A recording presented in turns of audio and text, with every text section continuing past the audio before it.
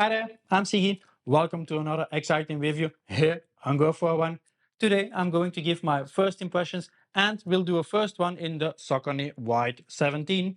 The White 17 has gotten a complete overhaul from its previous version, so this is going to be exciting. I hope you are ready for it, because I know I am. First of all, in these first impressions, I'm going to focus on the White 17 itself. The comparison with the 16 will be for the full review. So don't forget to subscribe if you don't want to miss that. Yeah, baby. But let's talk about the specifications. The stack height is 35 millimeters in the heel and 27 millimeters in the forefoot, resulting in an 8 millimeter drop. They weigh 322 grams in my size 46. You do feel that they are a bit on the heavy side, so I hope that this won't be the case when I've got them on my feet. The midsole is Power One Plus, which is the same kind of foam you also find on the Triumph 21, which is a shoe that I like, so I hope that the 17 will give me that same feeling. But we'll just have to put it to the test and see how it goes. One thing that I also noticed is that there isn't a very noticeable waka. The shoe is very flat, but let's see how the heel to toe experience will be. Then, the outsole rubber looks good and well positioned. It's very thick though, and it doesn't seem to be soft either, so I'm a bit wondering if that wouldn't take the bounce a bit away from the midsole foam. But in terms of durability, we should be covered with this XT900 rubber. Also, there is hardly any exposed midsole, and if there is, the outsole rubber is so thick that the midsole isn't going to get a lot of beating. So I'm not expecting any issues here. The upper looks to be well ventilated. It's not thick, so I'm hoping that they will be suitable for running in some warmer temperatures. Furthermore, the top layer has numerous ventilation holes in the forefoot up until the midfoot. The layer below seems to be more dense. So once again, we will have to see what that gives. At the front, the midsole comes up with a pretty big chunk. Looks a bit weird because it's so thick. Furthermore, there is also a protection inside to protect the front of your toes and upper. I also noticed that there are ventilation holes at the sides, just at the line with the midsole. Well, I can only hope that this doesn't start tearing in the future. Wouldn't be the first time that I encounter something like that. Not really a good place to be putting such ventilation holes, in my opinion, since this makes the upper a bit weaker. But okay, let's continue. The heel area as a whole is very solid and feels good. The padding inside is also well foreseen, especially at the Achilles, in combination with the rear that's coming up. That's already giving a good vibe. Furthermore, the tongue is gusseted and again well padded. At first glance, it doesn't look to be highly ventilated though. Looks like a missed opportunity. The laces are very soft and stretchy. I just hope that the length would be sufficient for people that need to do the runner's knot. The eyelets for the laces look a bit strange. Weird design in my opinion, and I hope that this will be durable in the end. Especially for those that pull really hard on their laces, like me for example, lol. Hey, I'm open for new designs, but still I'm questioning this design choice. To wrap up, the insoles can be easily replaced if needed. And what I also noticed is that these insoles are very thick, but soft.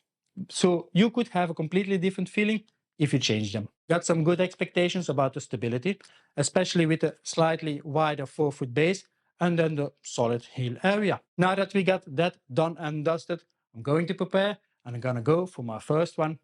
Wish me luck and see you at the other side.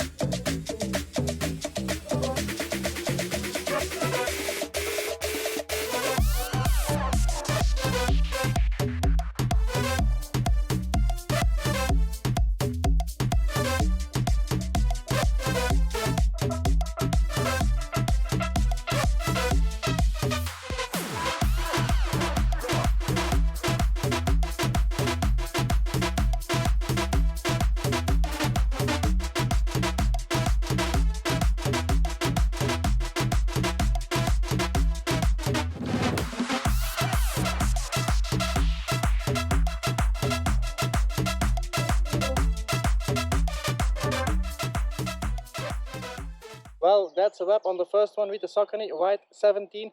Did a 10k at an average pace of 6 minutes 20 seconds per kilometer with elevation difference of around 100 meters. In terms of comfort, they feel familiar. The upper does feel great, but it's now around 16-17 degrees, and I got the impression that perhaps they could run a little bit warm if it's above 20 degrees. Need to check it out further. Furthermore, they are true to size, but I think there could be an issue with the laces. As you know, it's a very special system with the eyelets, and I noticed also when I try to tie my shoe that the laces bounce back a little bit when I tie them. So yeah, after a while I'll do get the impression that it's not so tight anymore, and I already had it once that I needed to tie them up a little bit more, and then the other shoe also started a little bit. The laces are soft, have a good amount of stretch, but perhaps a bit too much stretch. That's causing perhaps the issues. Gonna test it out further. It's now the first one, it's now the first test, so perhaps it's gonna improve in the future. Perhaps I just need to find the correct trick to tie the laces. Who knows? We'll know soon. The midsole foam does feel very familiar though. I don't notice a lot of difference. The energy return seems practically the same, in my opinion then. We'll see how it feels after doing a 20k, because also, yeah, it's a more heavy shoe, so that after a while could wear you down. I'm curious to see what that will give. It's now what, 322 grams?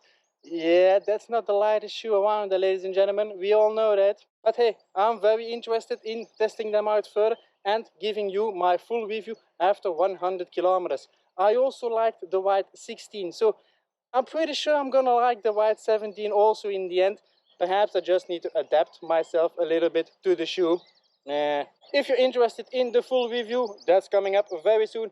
Do not forget to like the video, subscribe to the channel, and click that notification bell. And I catch you in the next one.